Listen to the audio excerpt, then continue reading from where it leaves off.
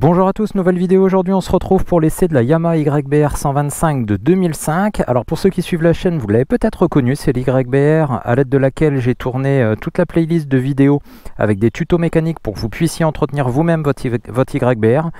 Si vous n'avez pas vu cette playlist, je vous la mets juste là et je vous invite, ou plutôt là, et je vous invite à aller la voir. On se retrouve après une petite intro comme d'habitude. Je divise la vidéo en deux parties. Première partie, je vous la présente à l'arrêt. Deuxième partie, on va rouler. Donc vous pouvez revenir sur les parties qui vous intéressent. A tout de suite.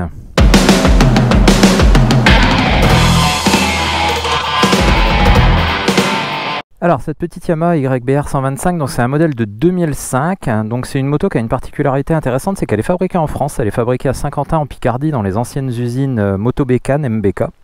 C'est une petite machine qui est vraiment super pour débuter, donc ça on va en reparler un petit peu quand on roule après. Elle est assez simple, elle est économique, elle coûte pas très cher. Elle est motorisée par un petit monocylindre de 125 cm3 qui fait à peu près une dizaine de chevaux, alimenté par un carburateur. On retrouve en termes de suspension deux amortisseurs à l'arrière qui sont réglables en précontrainte, un peu façon XJR 1300 avec un amortisseur de chaque côté. À l'avant, une fourche traditionnelle qui n'est pas réglable du tout. Un système de freinage à disque, simple piston sur l'avant et un tambour à l'arrière. La transmission se fait par chaîne.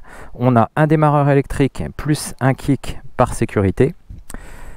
On a un réservoir qui vous offre une autonomie entre 3 et 400 km parce que c'est une moto qui consomme vraiment très peu. On consomme à peine 3 litres au 100 avec. Au niveau du tableau de bord, on va retrouver le strict nécessaire, donc contour, compteur de vitesse. On a quand même une jauge à essence, le voyant de neutre, le voyant de plein phare, les clignotants. La remise à zéro, ça c'est assez sympa, c'est la remise à zéro du compteur partiel qui se fait avec une petite molette à tourner. L'allumage des feux est automatique, donc on a juste en termes de réglage de phare le plein phare et c'est tout. On n'a pas d'appel de phare derrière sur cette moto, donc on a juste la commande de plein phare, clignotant klaxon, démarreur de l'autre côté. Le starter n'est pas au guidon, le starter vous allez le retrouver directement sur le carburateur. La boîte de vitesse, c'est une boîte à 5 vitesses avec une transmission finale par chaîne. On a dessus béquille latérale et béquille centrale, ce qui est pareil très pratique. Deux rétroviseurs. Et donc ce modèle là qui est entièrement d'origine a juste une petite chose qui a été rajoutée.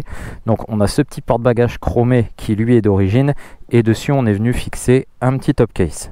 Donc c'est une moto qui a fière allure, hein. C'est une moto je trouve qui a des petits airs d'XJR, elle rappelle un peu l'XJR. Elle est petite mais pas ridicule, et ce qui trahit juste sa cylindrée, c'est la faible largeur des pneus. Donc les pneus sont vraiment tout petits, c'est du 90 à l'arrière, mais c'est vraiment la seule chose qui trahit sa faible cylindrée. Alors on se retrouve au guidon de notre petite YBR 125.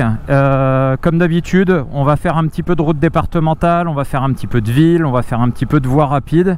On va essayer de la confronter à de multiples situations pour voir un petit peu comment elle se comporte et puis vous donner mon ressenti là-dessus. Alors on va commencer par parler de la position de conduite. Donc la position elle est super cool, on a l'impression d'être assis sur une chaise.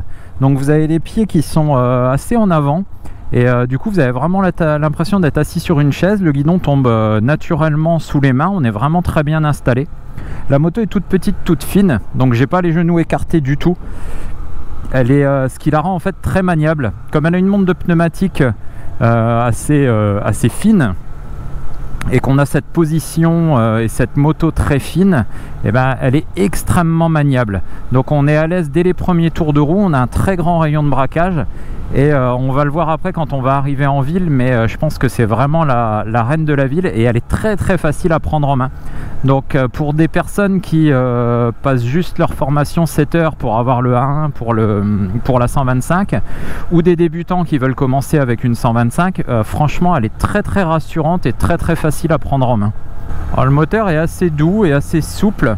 Alors ce qui est surprenant, c'est qu'on se retrouve très rapidement en 5e, hein. Donc c'est une boîte 5 et là je suis entre 50 et 60 km/h et je suis déjà en 5e à 5000 tours.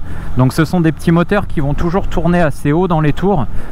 Donc c'est des moteurs qu'il faut vraiment bien entretenir, qu'il faut vidanger très régulièrement parce que la quantité d'huile à l'intérieur du moteur est très faible et les régimes de rotation sont toujours très élevés. Comme c'est un petit moteur de 10 chevaux, on a tendance à beaucoup le solliciter et c'est vrai qu'il faut être très vigilant sur l'entretien. Alors sur petite route départementale comme ça, elle est très à son aise, hein. On est bien avec les performances. Voilà, les 10 chevaux, on va se faire quelques petits tests d'accélération après. C'est pas un missile évidemment. Par contre, sur des petites départementales où on roule à 80 ou même pas à plus de 80, ça va très très bien. Voilà, le niveau maniabilité, c'est vraiment génial. C'est tellement léger, tellement facile. Alors là on est sur la partie de route où j'aime bien parler des suspensions parce que c'est une petite partie de route qui est un petit peu bosselée et ça permet vraiment de se rendre compte des suspensions et c'est pas si mal suspendu. Alors on est sur des suspensions qui vont pas être rigoureuses, on n'est pas sur des suspensions qui vont aller chercher la performance, mais surtout sur des suspensions qui vont privilégier le confort et franchement c'est pas si mal. C'est franchement pas si mal, on est bien installé, ça amortit pas trop mal, je suis pas trop secoué, c'est plus que correct. Parce que je rappelle quand même qu'on parle de motos qui sur le marché de l'occasion coûtent entre 1000 et 1500 voire 2000 euros. Donc on est quand même sur des motos à petit budget et c'est sympa d'avoir quand même dessus des éléments qui sont de qualité plus que convenable pour le prix. Alors le moteur n'est pas trop bruyant donc ça reste agréable bien qu'on soit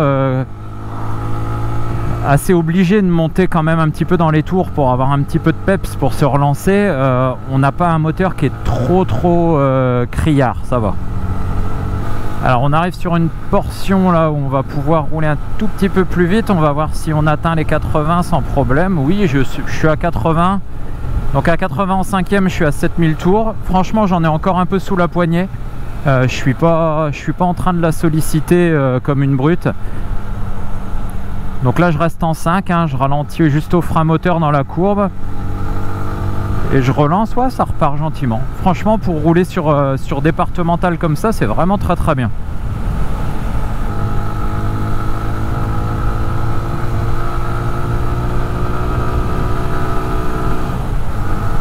En fait si vous voulez enrouler de manière un tout petit peu dynamique, on est obligé de rouler entre 6000 et 8000. Je suis obligé de passer mes rapports à quasi 8000.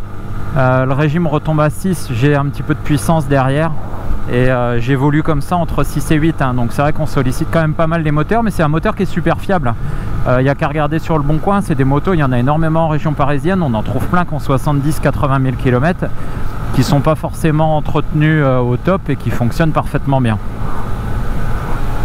J'ai pas de louvoiement à vitesse stabilisée comme ça, j'avais peur avec la petite montre de pneumatique pas très large que la moto elle ait tendance à louvoyer facilement, mais en fait ça va, ça bouge pas.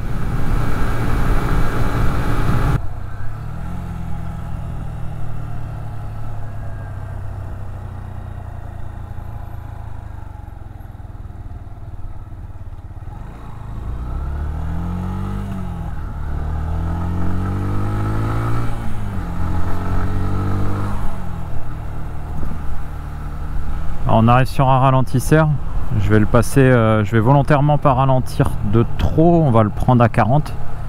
On va voir un petit peu comment les suspensions réagissent. Ouais, bah c'est pas mal, hein. On va voir à la descente, mais c'est plutôt pas mal du tout, hein. Ouais, ça va. Franchement, la moto elle rebondit pas, on est vraiment pas mal. Alors elle est pas haute du tout, hein, donc pour ceux qui s'inquiètent de la hauteur des motos avant d'acheter, là moi je fais 1m78, j'ai les deux pieds parfaitement à plat et quand on est à l'arrêt, comme elle est toute légère, elle fait 120 kg, on n'a aucun problème, hein, on n'est pas déséquilibré, on a les deux pieds bien à plat, on est vraiment posé tranquille. Alors on n'a personne derrière, on va faire un petit test de freinage pour voir. Alors le frein arrière, frein avant, ouais. Alors le tambour, franchement à l'arrière, le frein arrière freine presque plus fort que le frein avant.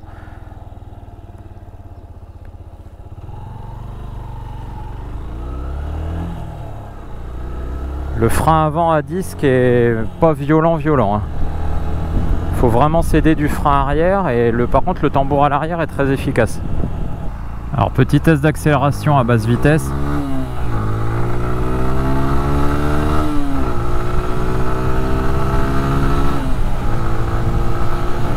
Je trouve pas qu'il y ait besoin d'aller monter à 10 000 tours et d'accélérer à fond en fait. Quand j'enroule comme tout à l'heure entre 6 000 et 8 000 avec demi-poignée de gaz on va dire, j'ai pas l'impression que ça marche moins bien.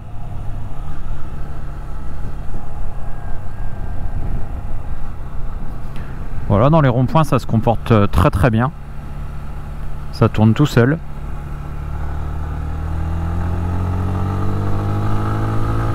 Et là je relance entre 6 et 8 et je suis vraiment sur la bonne plage de régime. Cette plage 6000-8000 elle est vraiment parfaite.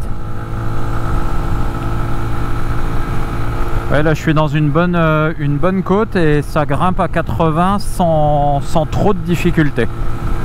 Alors on va aller s'aventurer sur une voie rapide et on va voir si c'est possible de circuler sur une voie rapide avec une YBR 125.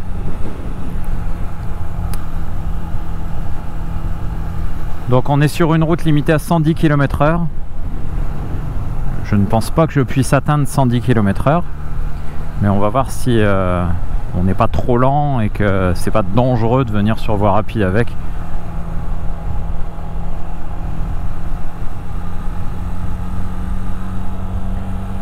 En tout cas la tenue de route en courbe est très rassurante.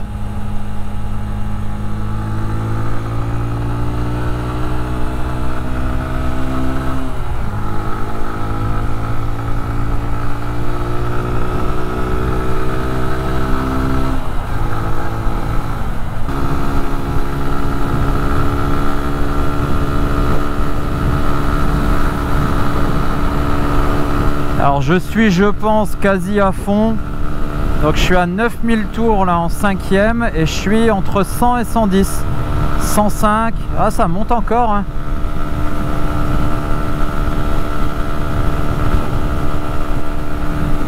Ça monte encore. Donc ouais, vitesse de pointe 110 km/h, ça les prend et plus facilement que ce que je pensais. J'étais pas encore venu sur voie rapide avec et je pensais pas qu'elle prendrait 110 km/h aussi facilement. Alors les pneus sont neufs, c'est des Michelin Pilot Street Radial, je viens juste de les changer, ils sont tout neufs et ils sont franchement pas mal hein. C'est des pneus qui sont faits pour les motos de moyenne, enfin de petite cylindrée pardon, pour faire de la ville et puis un petit peu de route et franchement ils sont super quoi. Les anciens qui étaient montés sur la moto n'étaient pas usés. Mais ils avaient 10 ans donc ils étaient tous secs et c'est pour ça que je les ai changés.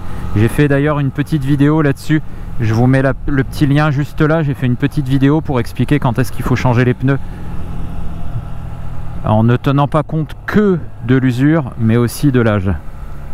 Alors là on est en ville, la ville c'est vraiment son élément hein. Elle est là en ville, c'est vraiment super, c'est hyper léger, hyper maniable, hyper facile.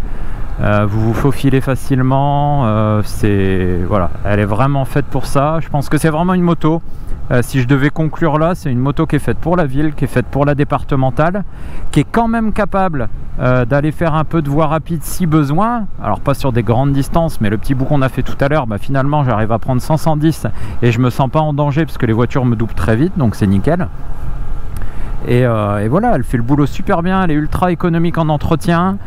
Si vous voulez entretenir vous-même, je vous rappelle que j'ai fait une playlist avec tout ce qu'il faut pour l'entretenir vous-même. Ça consomme rien, c'est vraiment une super moto. J'ai changé les pneus, je viens de remettre un train de pneus Michelin tout neuf, ça m'a coûté 100 €.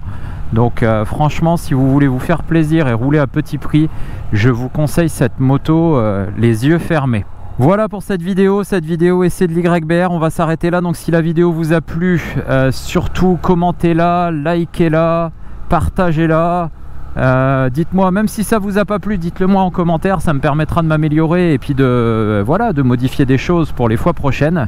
N'oubliez pas que je suis aussi présent sur les réseaux sociaux. Donc allez vous abonner à la page Facebook, à Instagram, il y a d'autres types de contenus aussi dessus. Et je vous dis à très bientôt.